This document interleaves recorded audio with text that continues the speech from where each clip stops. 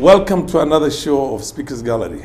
Our guest today is former minister, former member of parliament, former assistant minister, former governor of Vihiga County, His Excellency Moses Akaranga. Yes. Moses Akaranga is a man who has a very powerful and very long, flowery public sector service to talk of. We will invite him today to the show and we will have him give us a small, brief background of his own life, where he went to school and what he went through and the challenges he had in life, right from that very young age up to the position which he has right now, which is the chairman of NetFund. NetFund is the National Environmental Trust Fund. Am I right? Trust Fund, yes. Yes. Moses, welcome to the show. Thank you, my brother. Yes. Yes. I want to add also that I've known Moses for many, many years. We've been very, very close friends. Yes. Moses, give us a brief background of yourself. Okay, I was born in 1953 in a place called Munugi, Vihiga County. I went to Munugi Primary School, class 1 to 4. Then from there I went to Mbale Primary School.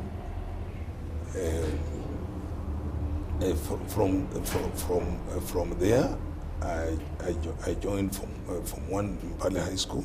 Mbale High School. Mbale High School. Yes. Where I completed my fourth form. Yes. I scored Division 2. Yes. I went to Chesamis High School, Form 5. Yes. And 6. Yes. I scored 2 principals and 1 subsidiary. Yes. Yes. Came to the university. Yes, but I didn't join university immediately. Yes. There were challenges here and there. Yes. I was employed at Barclays Bank. Yes. I worked for the Barclays Bank for almost 25 years. Yes. And I retired when I was the senior business manager, controlling the entire Western and the part of Nyanza of this region. Thereafter, I joined politics. Yes. Yes, but before joining politics, when I was working with the Barclays Bank, I was the administrator general, Yes. general administrator for the Pentecost Assemblies of God. Yes. Where I became the reverend Yes. of our church. Yes. And I controlled the church in administrative office or capacity. I joined politics, and as you remember, at that particular time, Musalia Mudavadi was the MP. the vice president Yes. of this country. Yes. Yes. And I defeated him. You took on him in 2002. Yes, took on him. Yes. And I defeated him. Yes. I became the member of parliament for Sabatia. Yes. Sabatia constituency. Yes. When I came to parliament, I joined the Parliamentary Service Commission as a commissioner. When it was first created, those When days. it was first created. Yes. And you know that position was equivalent to assistant minister. Absolutely. Absolutely. I worked as a commissioner for about 1 year, and then I was appointed assistant minister for agriculture. By Kibaki. By Kibaki. Was assistant minister for agriculture for 1 year. Then he appointed me the minister of State for Public Service. Public Services. I remember that very well. Yes, and as you And remember, the Directorate of Personnel Management came under you. Yes. Yes. Yes. It came under literally all the workers in the country. Yes, all the workers. Yes. In fact, Public I was sector, almost public sector like workers, yes. I was almost like the Prime Minister. Yes. Yes. Because I was in charge of the public sector. Yes. Yes, I was in charge of the public sector. I get you. Remember, when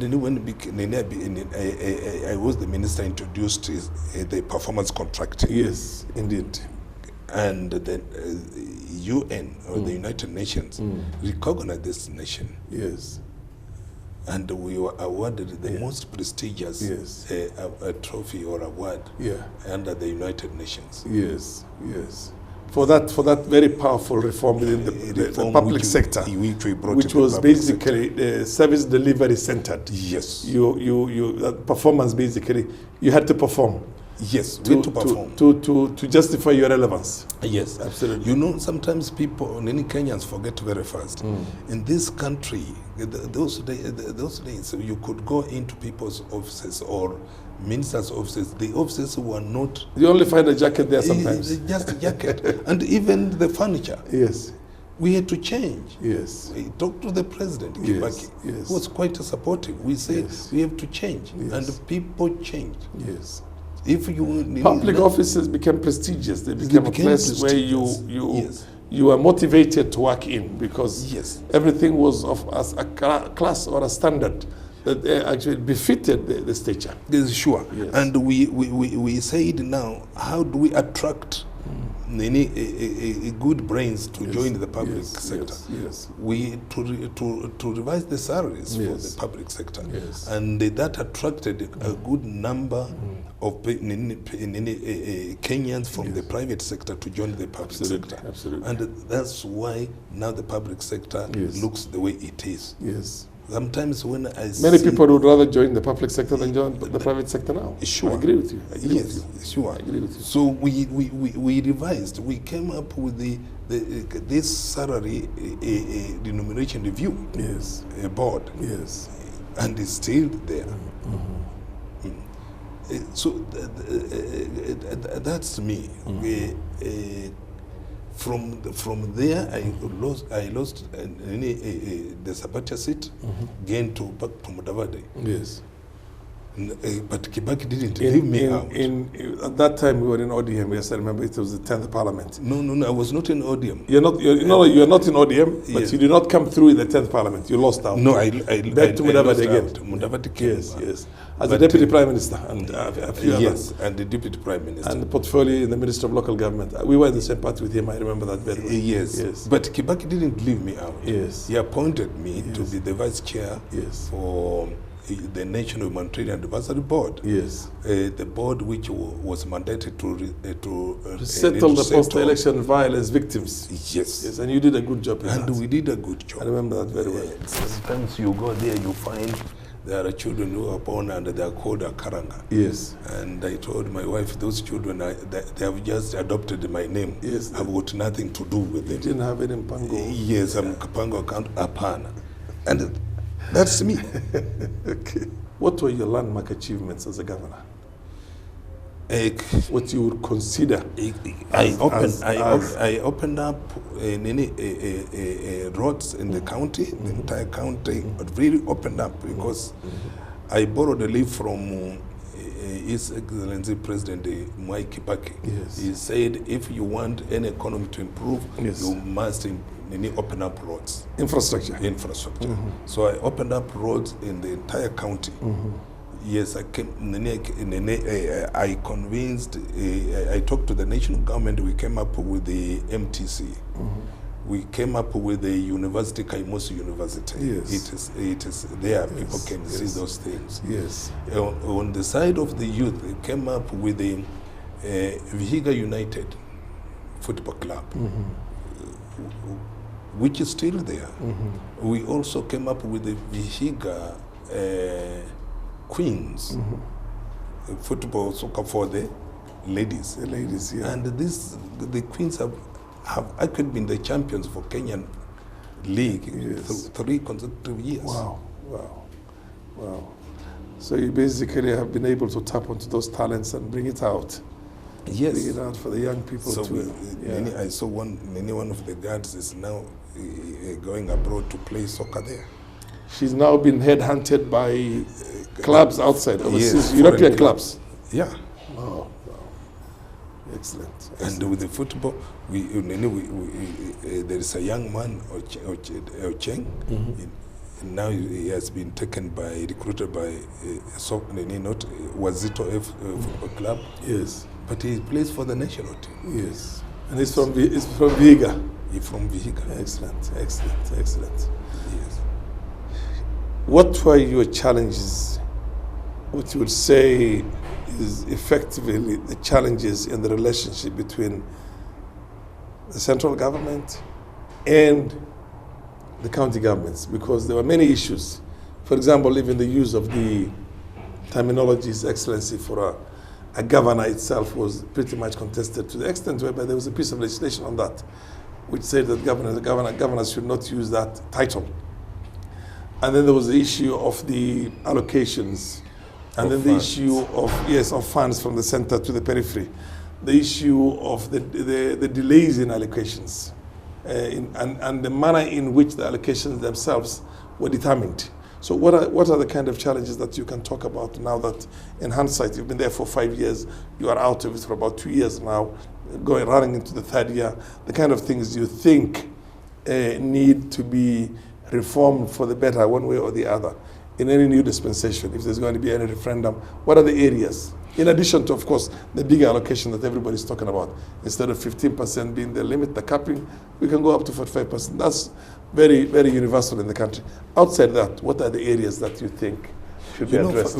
First thing, as the pioneer governors, we didn't have structures. Yes, so we were forced to form the government, to come up with the structures, which wasn't easy. And remember, the Transition Authority Act forced the county governments to absorb the employees of the defunct local government. Defunct, yeah. Yes, defunct local government. Yes, yes. And which was a lot.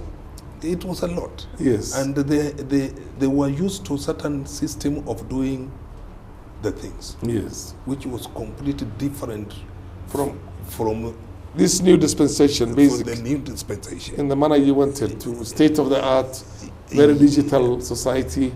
Yeah, and especially somebody like me who had worked as a minister for public service. Yes, yes. I knew how the central government works and how the central government wants things to work according to the PFM Act.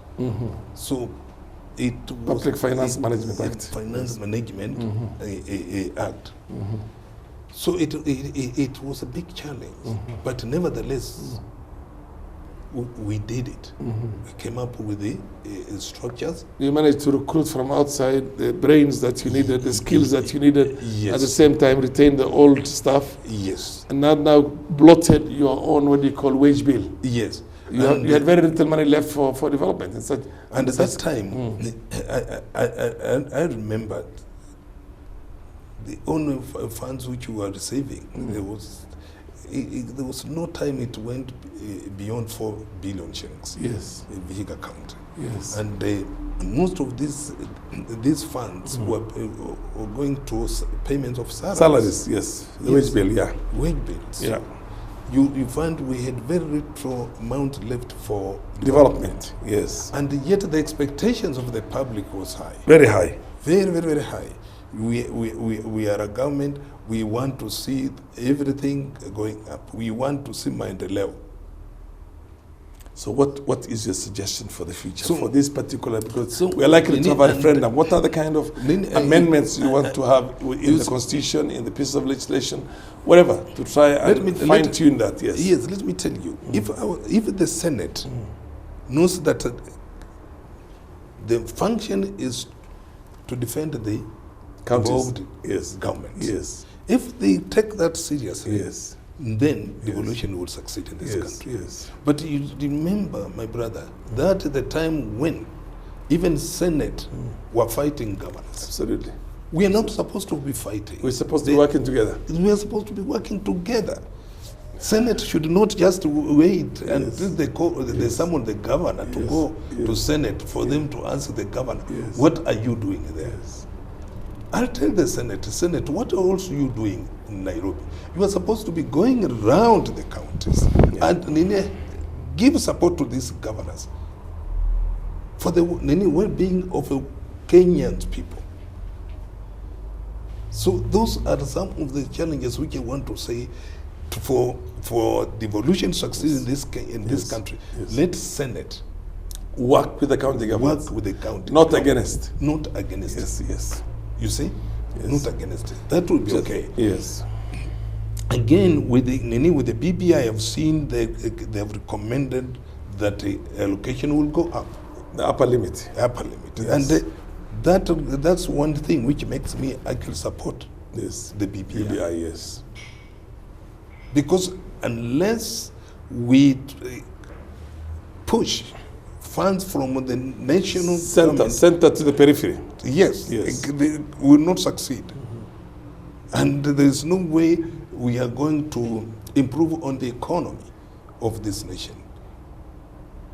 So if BBI, and they want to argue, many Kenyans, let us support BBI. There could be other things there, but the resources to the people. To the people. It's very important. It's important. Yeah. Power goes with the money. Yes. You cannot have power without money. Yes. So let's support this BPI because of that resources which wants to be taken to the counties. And you think in the end, you see, this is in 2013, I ran for the Speaker of the Senate myself. And if anybody remembers, the speech that I gave was that the reason why I felt I would have done a very good job in that particular docket is because I told them I want the Senate and the county, the devolved units, to work together as a team. And I mentioned this many times to senators. And first, to claw back a lot of powers that the Senate does not have. You really can't blame them because they're doing nothing. They have no powers. All the powers are concentrated on the National Assembly. So the Senate is not a proper upper house. Is basically a house that has very little meaning. In fact, I call it lower house. Yes, in real terms. Now you claw back that. Then you create a very powerful synergy between the county governments and the Senate in which they work together as a team, not against one another. And that also was lost out because on the COE, the Committee of Experts, recommendations for the new Constitution 2010, was to make that the proper upper house. It was mutilated in Naivasha. Unfortunately, most of those people who mutilated it ended up also becoming senators to regret what they did. And then because when they were not having any relevance with the central government, they decided to load over now the county governments. Because you have that limited authority over the county government. And that's why you see the situation that's there. Now, as long as the House and the periphery entities are fighting one another, the people lose out and devolution loses out in the process. It's true. So there's a need, in my opinion, and I told them that time, it's my desire that we have a referendum in less than a year. To collect sufficient signatures and force, one, the upper limit to be taken up, and the fact that the upper house to be the proper upper house in line with other jurisdictions like the American jurisdictions have to have original jurisdiction for laws, and at the same time to be the proper serious upper house. Anyway, that I think now is very clear. And I hope in this time when Lusaka is there, who was a former governor himself, and who understands the strains and the fissures between the two entities, will be in a position now to try and promote that harmony for the broader benefit of the country itself. Yes. The other thing I want to ask you is that you're talking about the BBI. I am of the firm opinion personally myself. This is an interactive debate usually, and this is how we conduct it. I'm of the firm opinion that we need a referendum. We need a BBI. We need a re-engineering of the power formula in the country to have a parliamentary system that essentially has power or authority with responsibility. Right now, we have the man who sits in the house on the hill has power, authority, but there's no responsibility. He's not accountable to anybody. You see what I mean? Sure. He's only accountable to Kenyans after 5 years. So we need a prime minister as the head of government, and a ceremonial president as basically the head of state, which is ceremonial in every sense of the word. Somebody who's going to be elected who's going to be the choice of the party with the highest numbers in there. And ordinarily, we will have to pick it from academia, a man of somebody who has a unifying outlook. Why do you think, in your opinion, we also need a prime minister? Do we need a prime minister because you have somebody in mind? Or you think it is, because you told me you're supporting the BBI, you think it's good for the country? Now, Nini, You know, we cannot underestimate the brains of those ones who have come up with this BBI. Yes. We cannot. If we do that, we'll be cheating ourselves. Those are people of integrity who came together, were appointed by the president, came together, And the opposition, the opposition leader. and the opposition leader. They went around the country. They collected the views from Kenyans, and I've got no issues with the position of a prime minister. You think it's better than having It is the way we have the system right now? It's going to put in more impetus on service delivery for the common man, you think? You know, if we have the position of the prime minister, and that prime minister is empowered by the constitution. Yes. He'll be the head of the government. Yes, that person will help this country. So do you think the prime minister will be a hands-on person, basically, who will be in a position to relate directly, because he's there? Yes. And he's accountable to Parliament on the floor of the House. Yes. So he has to answer questions on the floor of the House. He has to answer questions on Yes. the floor of the House. Yes, yes.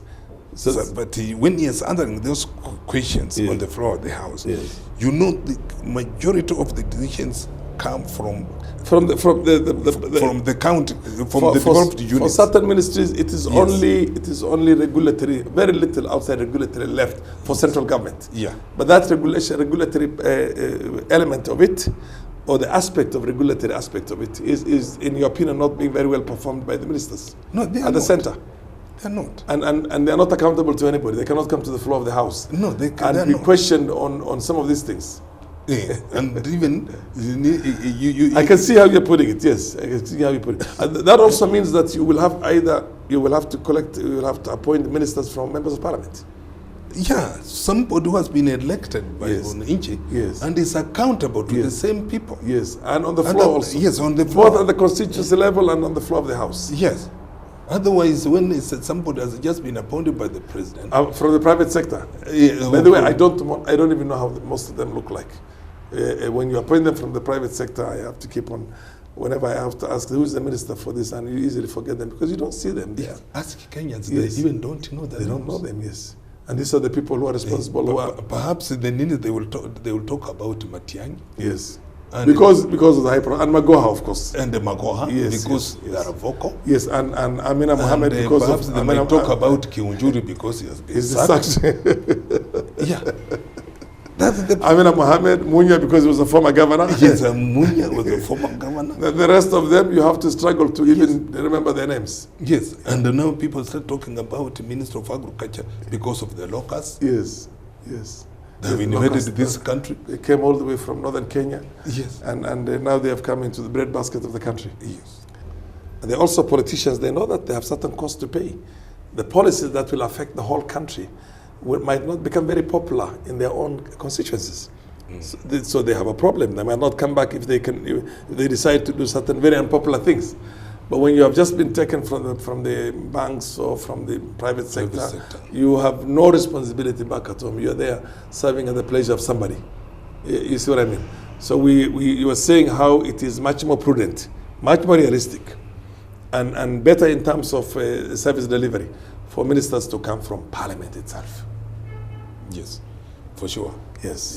If ministers come from the Parliament, They are responsible they to are Kenyans responsible to Kenyans at all levels. at all levels. Yes, they are elected members of Parliament. Yes. Yes. If they perform poorly, They have a number of costs to pay. yes, people will be saying so and so Yes. from a certain constituency. Yes. He has let down Kenyans, And he loses his seat and he loses his in the seat. next election. Yes. So when he goes to answer questions in Parliament, Yes.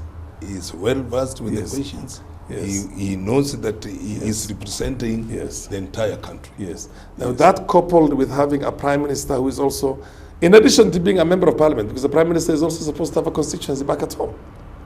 Now, You see what you according to BBI, yes, according to the current BBI, yes, the prime minister is supposed to be a member of certain constituency. yes. He has to be, I mean, if we have to have a parliamentary system, it has to be a proper parliamentary system.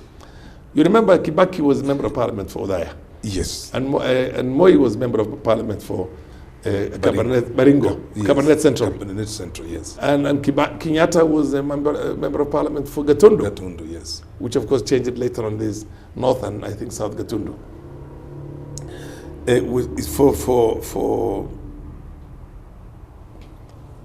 For somebody who has to go back home and get the support of the people, as you put it, would have already lost his position as a member of parliament for Sabatia when he was the vice president. You see what I mean? So that accountability, the people of Sabatia must have felt he was in the wrong place. They hoped he would be in NAC those days, remember?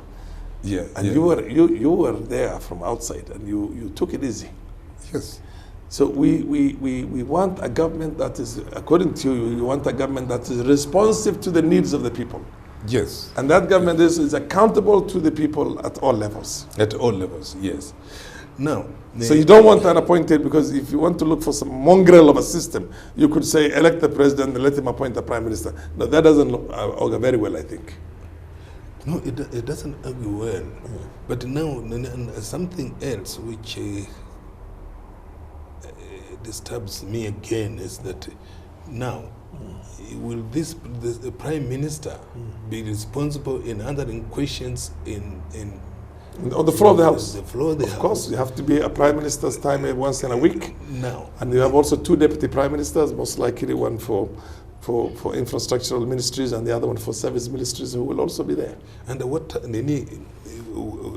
at what juncture will now the relevant ministers from various ministries answer questions from the ministries? Because if you look very closely at the British system, the Westminster system, which is the system that we inherited at first ourselves, because Kenyatta was a prime minister when we got a internal self-rule. You have the prime minister answering. There's a prime minister's question time. Yes. Ordinarily once in a week, I think.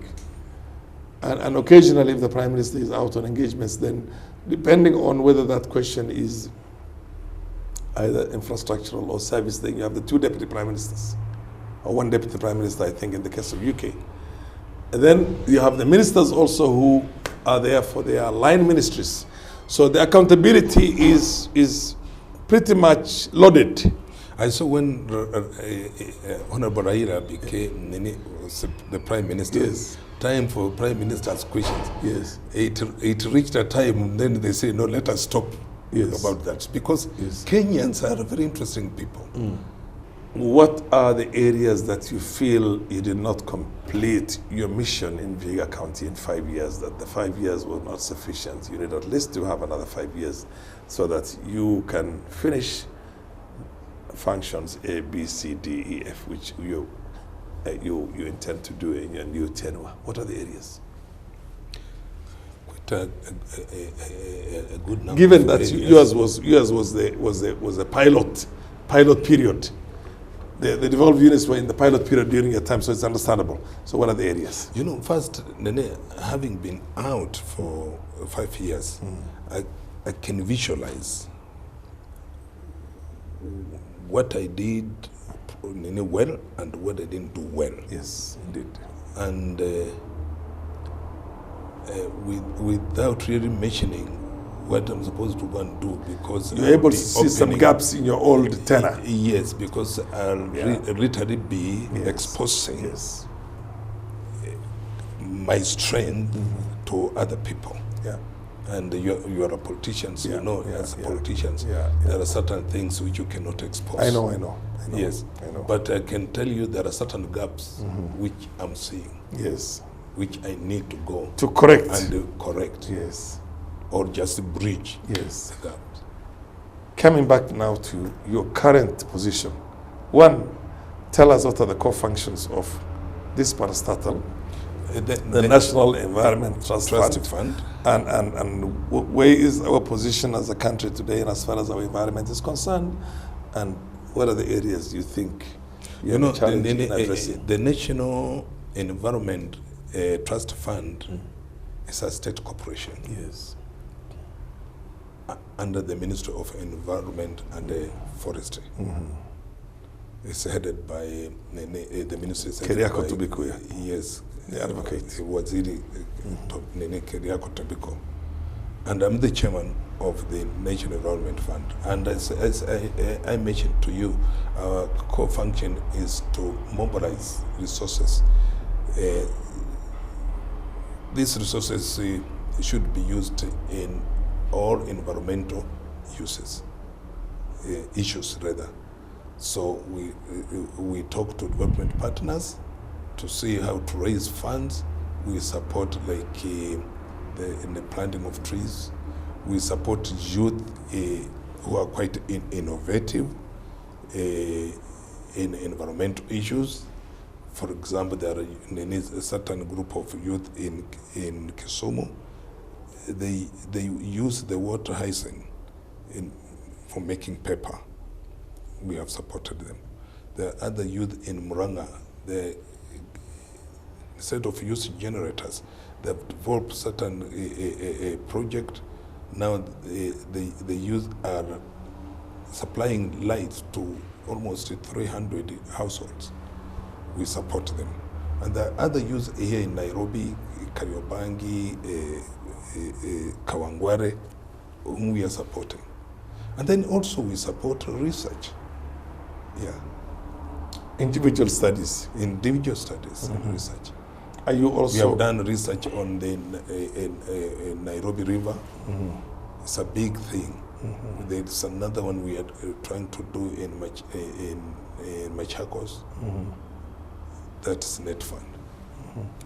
Nairobi River, now that you mentioned Nairobi River, there is fear in this country that the bulk of the fresh produces, the greens particularly that we consume, sukuma wiki and a number of other greens that we consume in this country, in Nairobi City, is greens that are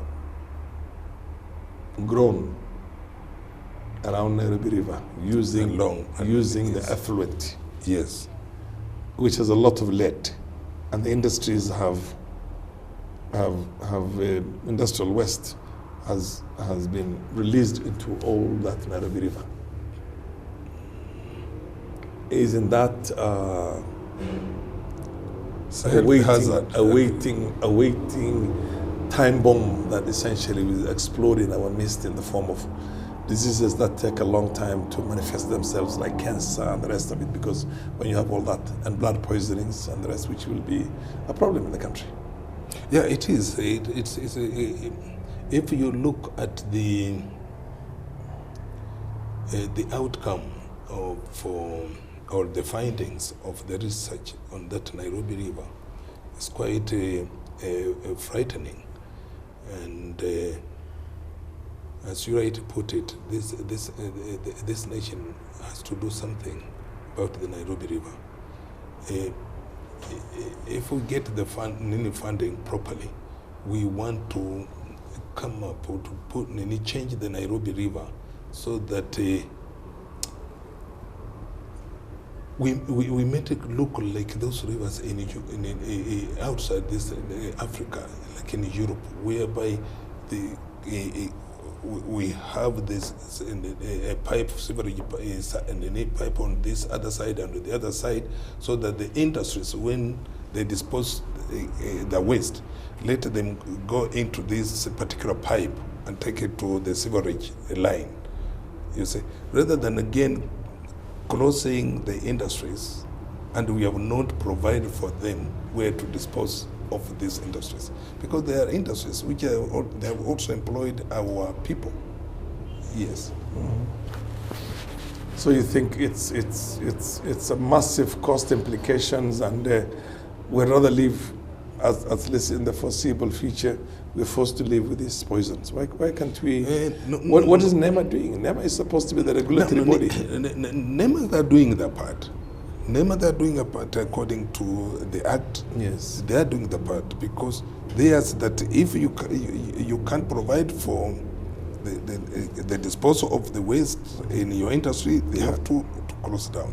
But we have to go a step further. You say, yes, how do we assist these particular industries to dispose of the waste?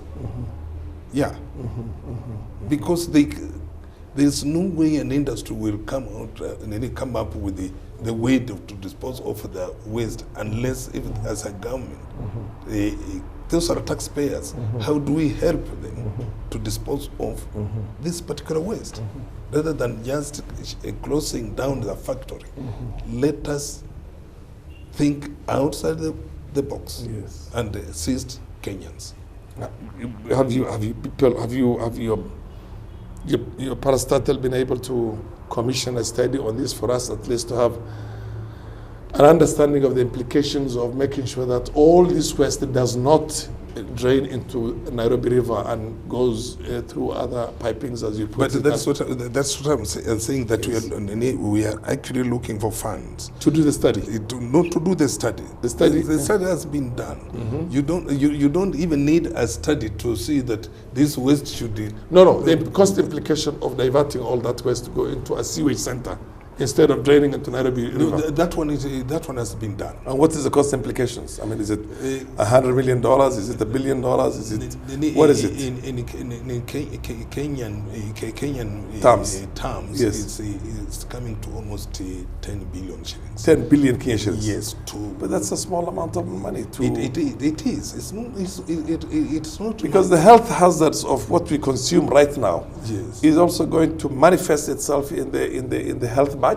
Yeah, there are a lot of diseases that are preventable, and that we are not preventing them, and because then we will need the health sector to treat those patients. Yes. We end up losing much more.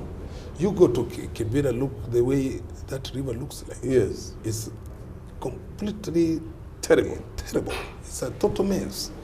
Look at that dam; it's completely terrible. Yeah. So we must come out very seriously. And I like our minister, Tobiko, is serious. He talks about it.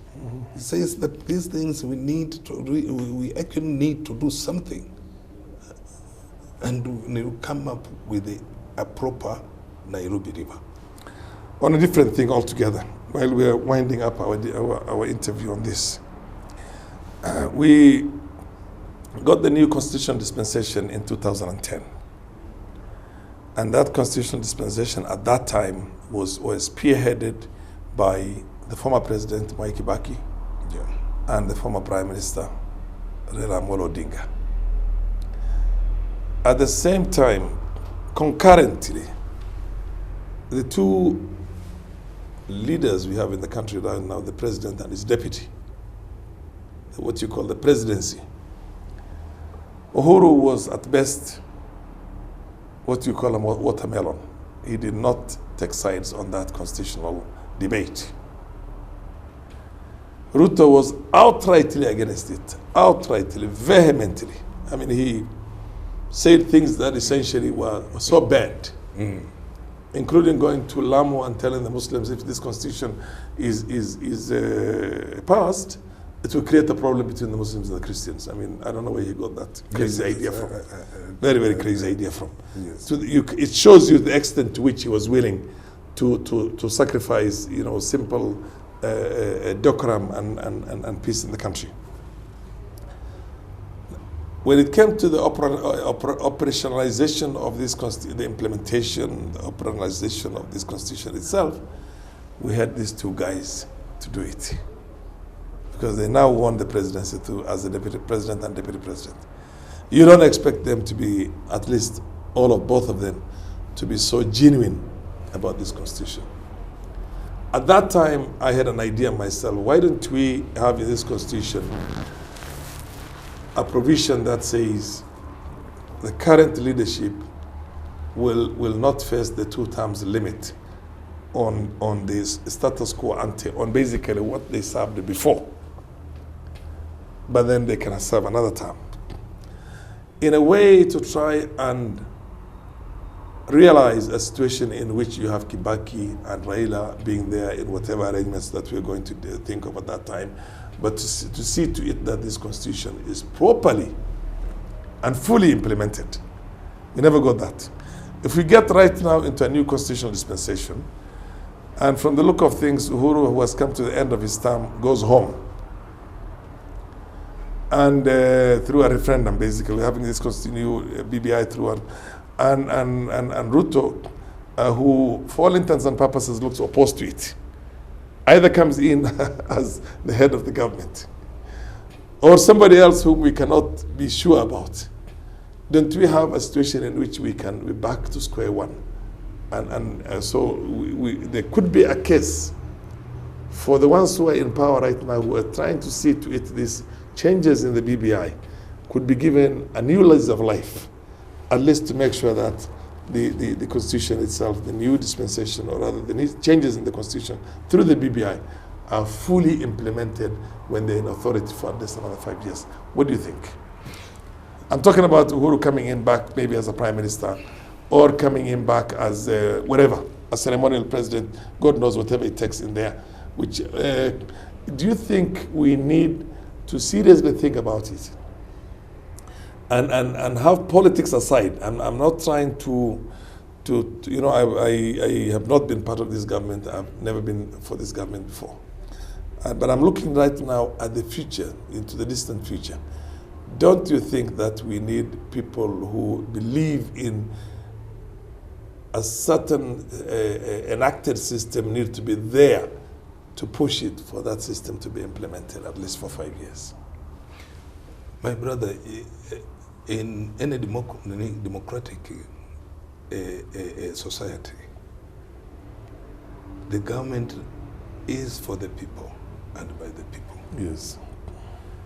And when it's for the people and by the people, it depends on who will be able to convince the general society to vote for that person. Yeah. Because it's not an appointment. Yeah.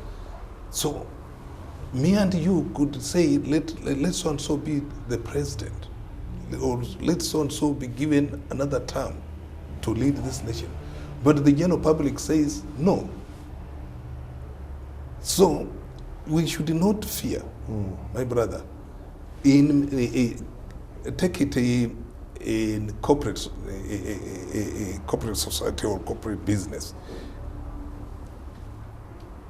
Any business, somebody can easily come in and continue with that particular business, assuming that the people we really want to continue, something happens and they are no longer there.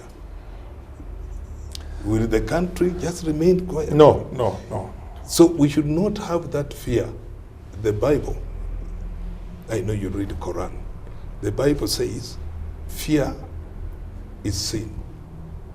So me, I don't fear anybody who will take over the mantle. But provided that person will be able to drive that bus so that does not have an accident. Yes. You know, when you have a certain set of reforms or raft of reforms that have been introduced into a private sector, let's say a big multinational, and you have forces within that multinational that do not support that raft of changes, but the rest of raft of changes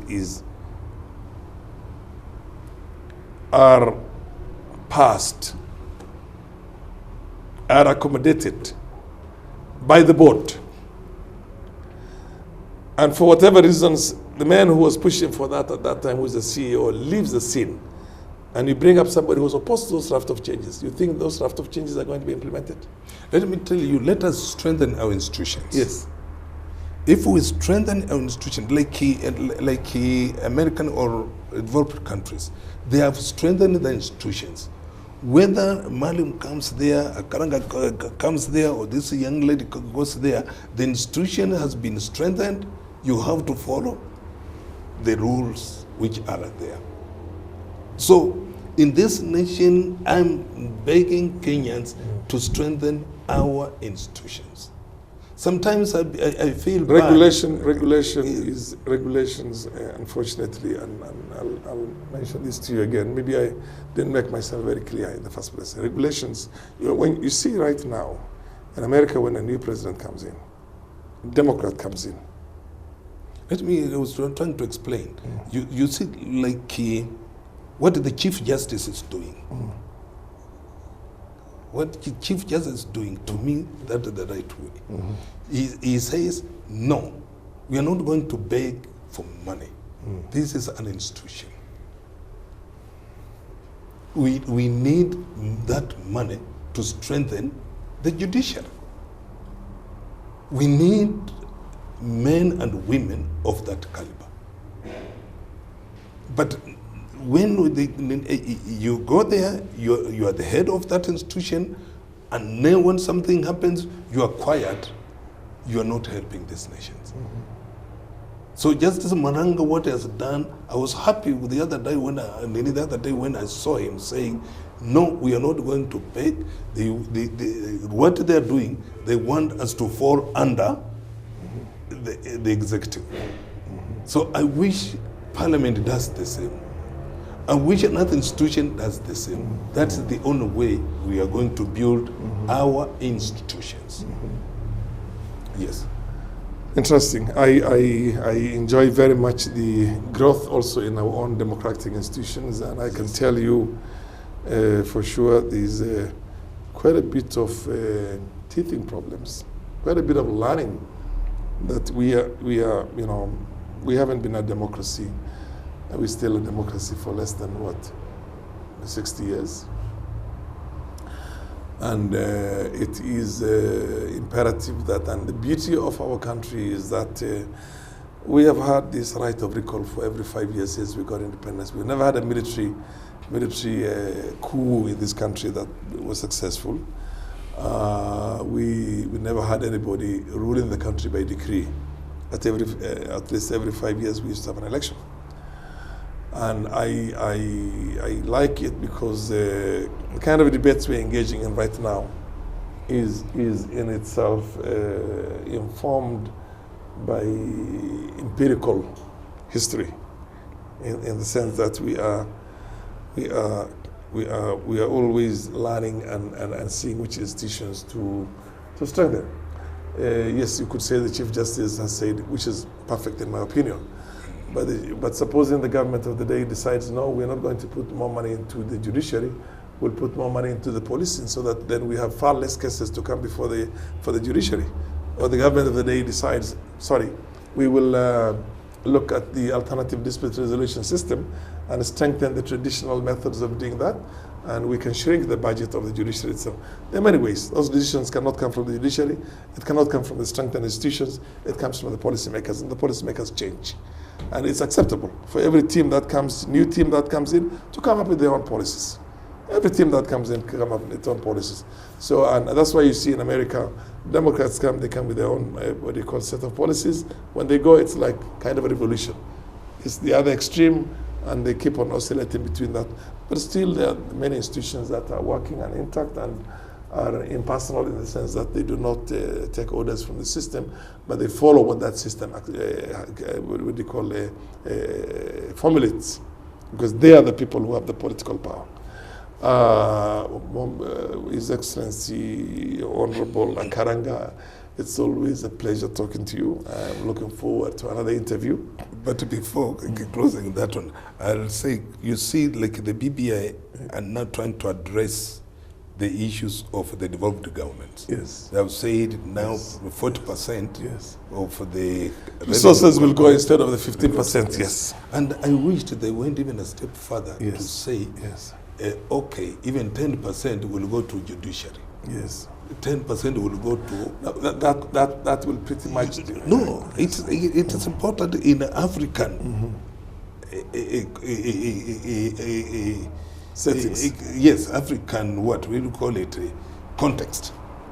In the African context, it will be critical, so that the executive does not determine what goes to this. Which one? Yes. Unfortunately, because we are 3 arms of government. Yes, unfortunately, and I would say that, or fortunately, for whatever reasons, they say democracy. Winston Churchill said democracy is the worst form of government.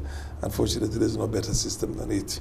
So we are basically stuck up with it, and that is the role within that separation of the 3 arms of the government. It is the role of the executive to allocate funds in all these others, including Parliament. Parliament will have its first charge on, but again, there are certain limitations which the executive has always got to determine, because they are the ones who, if I want to say, actually, there's the student of democracy. For a very long time, I have been trying to study these things. Primary function of Parliament itself was to pass government finance bills. Yes, it's true. Primary function. Yes. Everything else is basically peripheral. It's just like the Wednesday morning things we have, which is called private members' motions. You can create a resolution in there, but it's not binding on the government to implement it. You can have the whole house. Bwana Akaranga, it's always a pleasure talking to you. Thank you. Looking forward to the next time when we meet. Yes. And thank you very much. Thank you, brother.